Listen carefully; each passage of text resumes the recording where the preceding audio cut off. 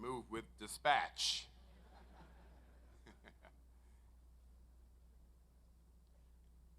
It is now my distinct honor to introduce to you our commencement speaker this morning. The Honorable Deval Patrick's story is one for the very history books, a product of the tough circumstances of Chicago's South Side. Governor Patrick's journey would literally begin with a better chance.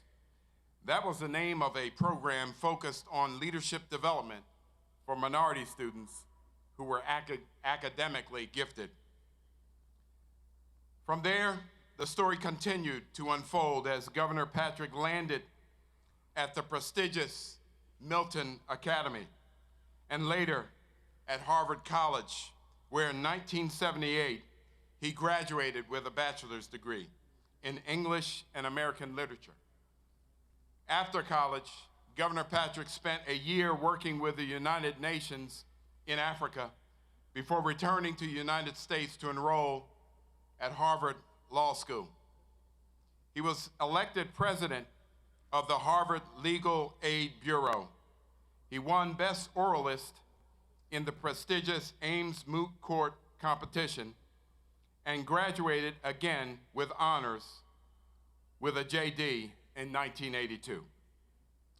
For the next decade, Governor Patrick worked as a lawyer for several organizations and firms, including the NAACP Legal Defense Fund, and he held senior corporate positions at Texaco and the Coca-Cola Company. President Bill Clinton appointed Governor Patrick to the nation's top civil rights post as Assistant Attorney General for Civil Rights in 1994. Governor Patrick made history in 2006 when he won the gubernatorial race in Massachusetts by a landslide. He was the first African American to be elected to the post, and he went on to serve 2 distinctive terms. More recently, Governor Patrick joined the Boston investment giant Bain Capital, where he is directing business investments in companies that produce profits but also have a positive impact on social problems. More personally, I want you to know that when I graduated from Morehouse in 1979, Robert Mallett and I went up to Harvard University, and there was Deval Patrick, and we've had a relationship for the past 35 years, and it has been fun, it has been rewarding, it has been an honor to see his career just flourish. And that adds poignancy to what will happen today. Governor Patrick, Chairman Davidson, and Provost Campbell, please join me at this podium for the conferring of the honorary degree.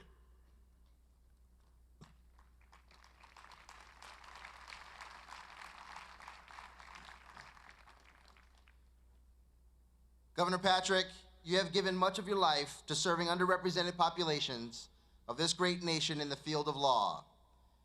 And now, as your attention turns to an even greater consideration for social justice and equality by funneling financial support to those areas, we salute you and your immeasurable commitment to public service.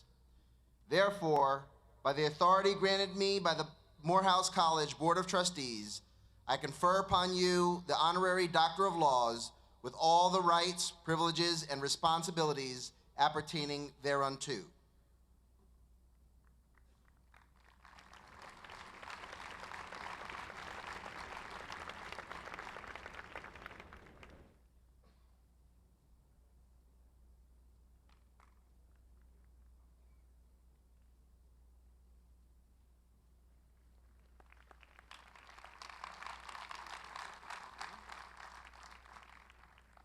Ladies and gentlemen, our speaker, the Honorable Deval Patrick.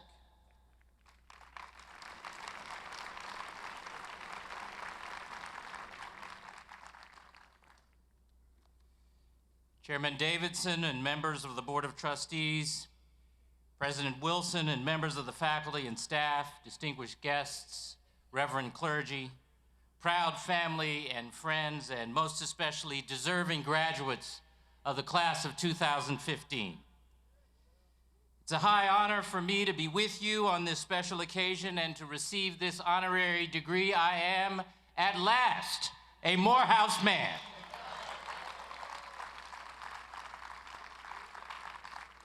In the fullness of time and with God's help, I hope to become worthy of this honor.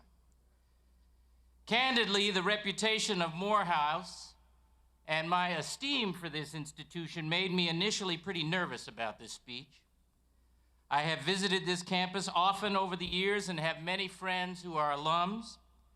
One of my best friends, himself a Morehouse graduate, told me often that you can always tell a Morehouse man, you just can't tell him much. Add to the Morehouse mystique the universal truth that graduates rarely, if ever, remember who spoke at their commencement, and it's a wonder I showed up at all today. One friend told me to relax because I could say anything this morning so long as it was brief. I got it. I finally settled on my topic on a visit to Selma, Alabama earlier this spring. I was there to celebrate the 50th anniversary of the Selma to Montgomery Voting Rights March. It was a beautiful weekend in every sense. By some estimates, 200,000 visitors descended on a city whose population is normally about 20,000. It was a joyful, chaotic, family occasion. You know what I mean by family. I was invited down by the organizers to receive an award at a luncheon on Saturday and was finally actually given the award at about 6:15 in the evening. I was also invited to give the keynote and receive a second award at the Unity Breakfast on Sunday, but learned when we got to the Sunday program that in fact there was neither a keynote nor a second award on the program. I told you this was a family occasion. My favorite was after the breakfast on Sunday morning, when I was asked if I would attend a pre-march prayer service at Tabernacle Baptist Church, rather than at the church I was planning to visit. Happily. When I arrived, the sanctuary was packed and the choir was in full voice. But instead of taking my seat in the congregation, I was invited to follow the dynamic young pastor up to the altar. Once seated, I was handed a program. I opened the program to see that it read, Sermon by Governor Deval Patrick. Like I said, family. Once my panic subsided, I looked closely out at the congregation. Like everywhere else in Selma that weekend, every kind of person was there. Every race and color, young and old, from all walks of life in every corner of the country. I especially liked seeing how many older folks had brought their children and grandchildren along for a lesson in living history. 50 years before, just like that Sunday morning this past March, ordinary men and women, many of them young, from all walks of life, came together in that very place and places like it throughout the South and the nation, and chose to put aside their fear, lay off their shackles, and shape their own future. Today feels like that, especially after listening to your extraordinary valedictorian. Everybody's here. Family and friends, faculty and coaches and staff, the mighty and the meek, members of great Morehouse legacies, and grandmothers like mine who could never before have imagined being in a place like this. And every one of them, from whatever background, is so proud of you graduates, they're about to burst wide open. These faculty and family and friends have given you the learning and support and love you will need to shape your own futures, and maybe that of multitudes, and we expect you to do so. The words of your legendary former president, Dr. Benjamin E. Mays, are no less pressing today. Not failure, but low aim is sin. To meet these high expectations, my charge to you is to add resilience. Resilience is about flexibility, about the ability to recover from setbacks. In the emotional sense I'm talking about, It demands a mental toughness and optimism in the face of adversity. And it runs deep, but often unspoken, in the tradition of African Americans. If you haven't seen Ava DuVernay's remarkable film, Selma, rush out to do so.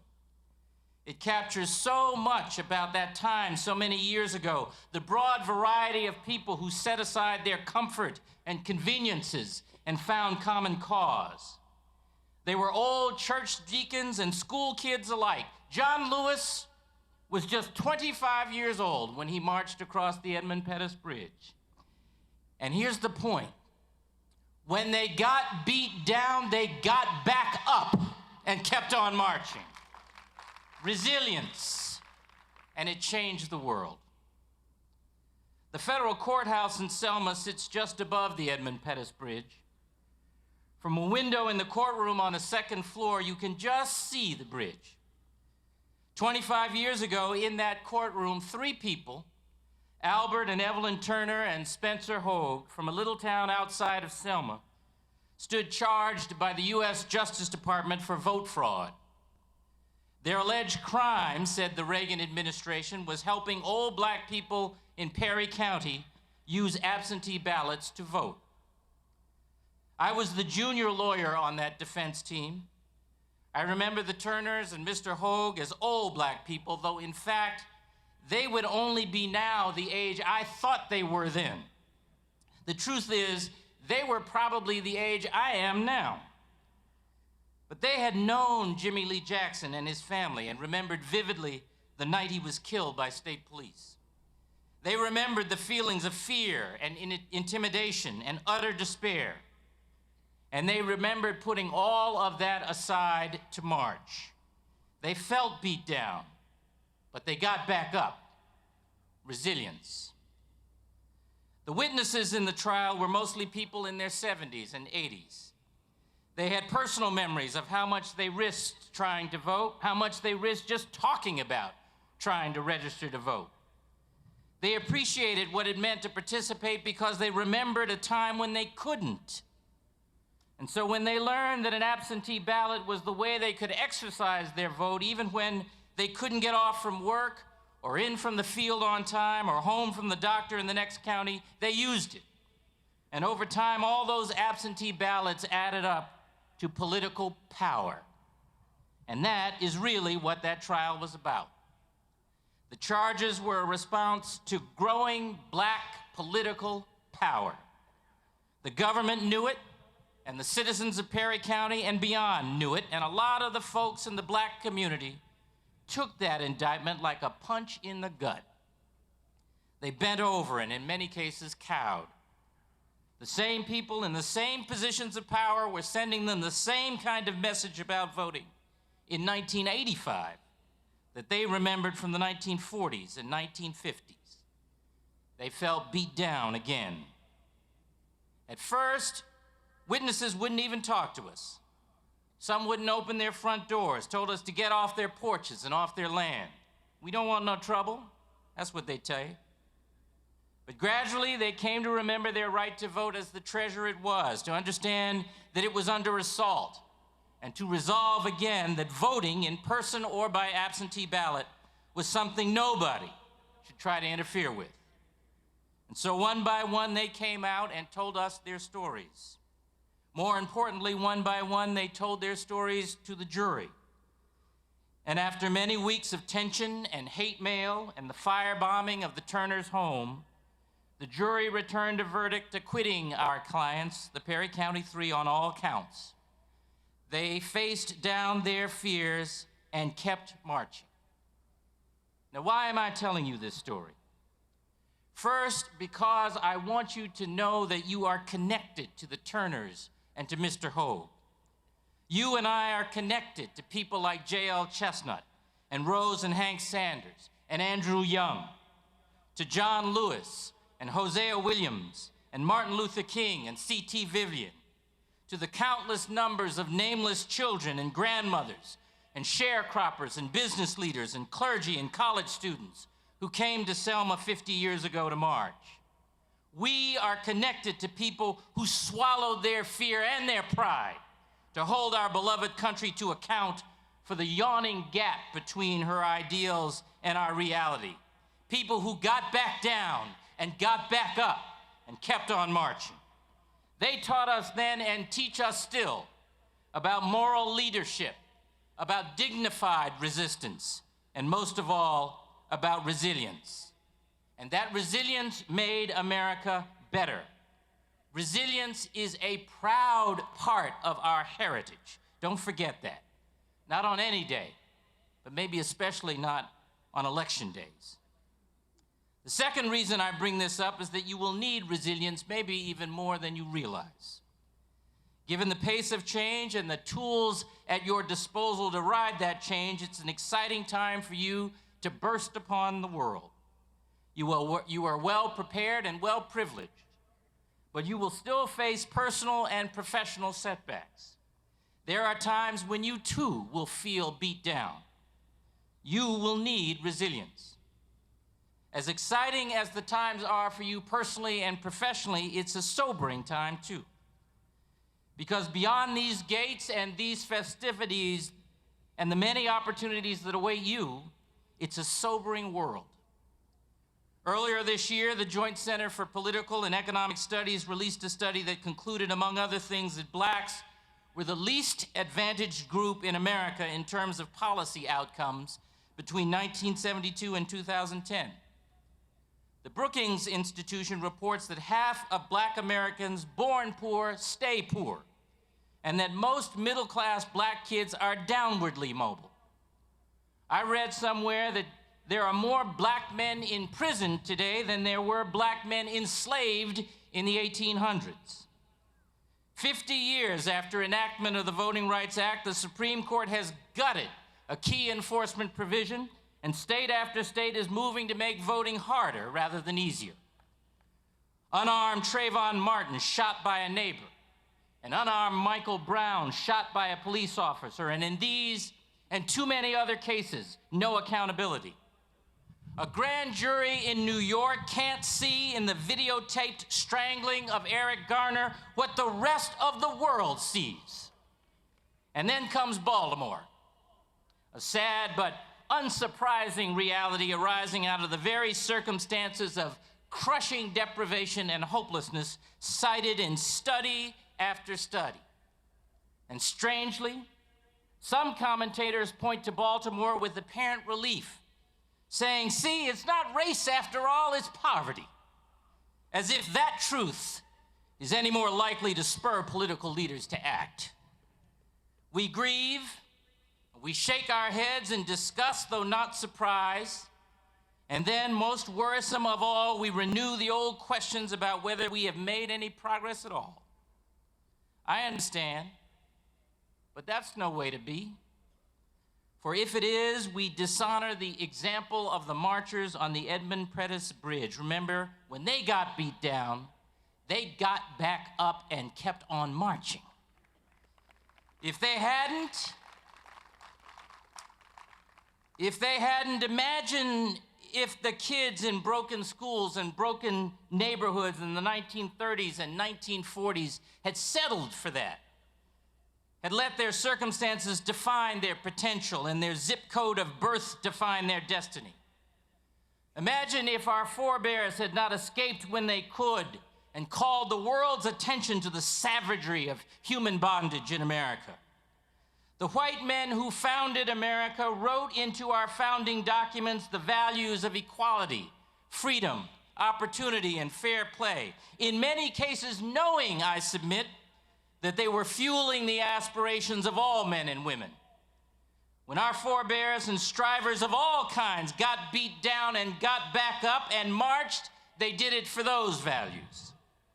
Without that resilience, that hunger for hope, we would have had no W.E.B. Du Bois, no Booker T. Washington, no Thurgood Marshall, no Martin Luther King, no Barack Obama. We would have had no black lawyers or doctors or inventors or business leaders or teachers or astronauts or community organizers. We would have had no hope and no progress without the resilience of black Americans. And as we honor you graduates today, I ask you to honor the legacy of resilience that got you here in the first place. And ask yourselves, what are you supposed to do with that now? I hate mob behavior. I hate violence of any kind.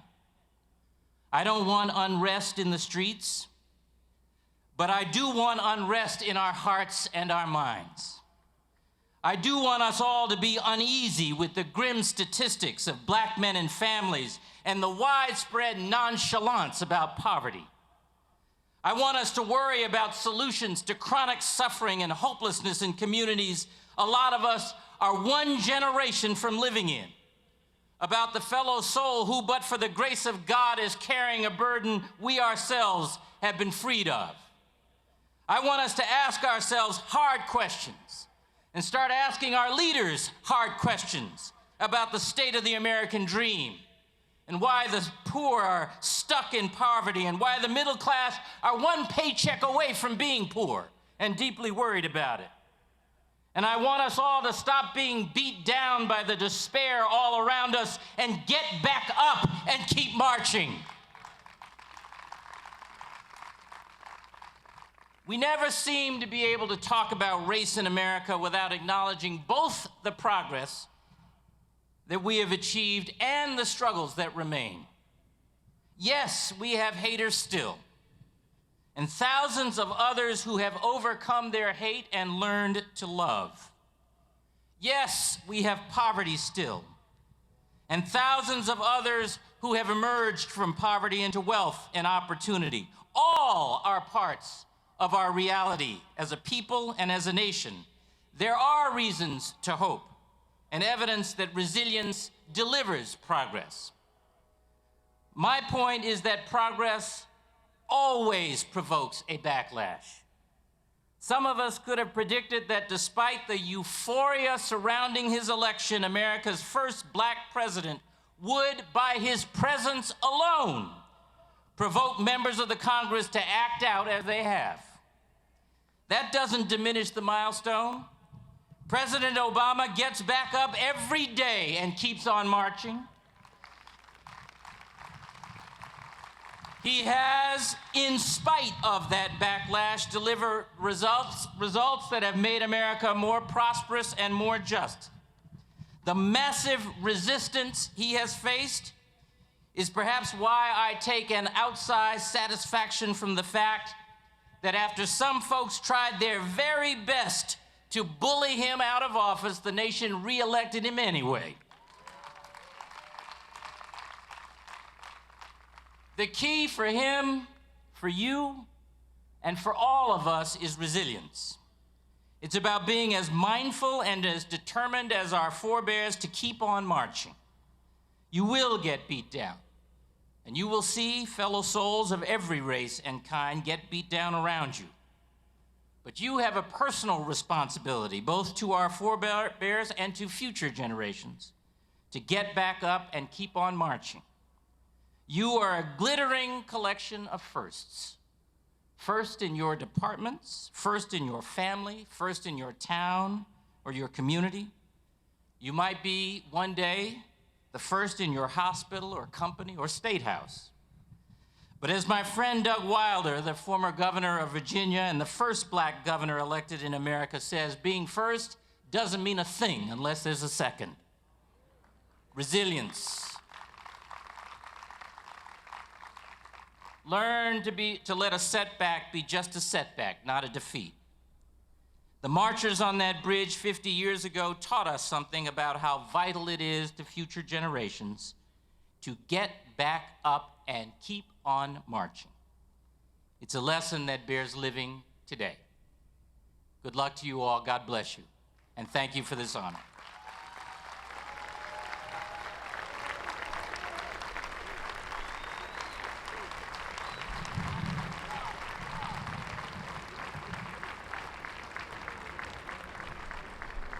Governor Deval Patrick, thank you. I might note that he already sounds like a Morehouse man.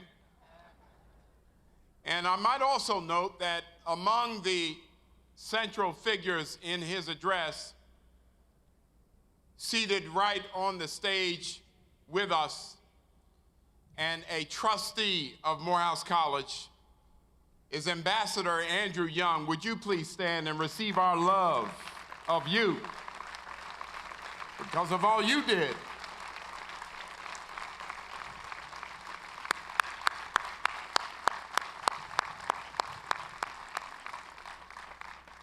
And I just need to say also that we are going to celebrate and honor Trustee and Ambassador Andrew Young tonight. And among the primary sponsors of that honor tonight will be another trustee, a leader in technology on the continent of Africa and in the world. His name is Strive Masiwa, and I want you to stand.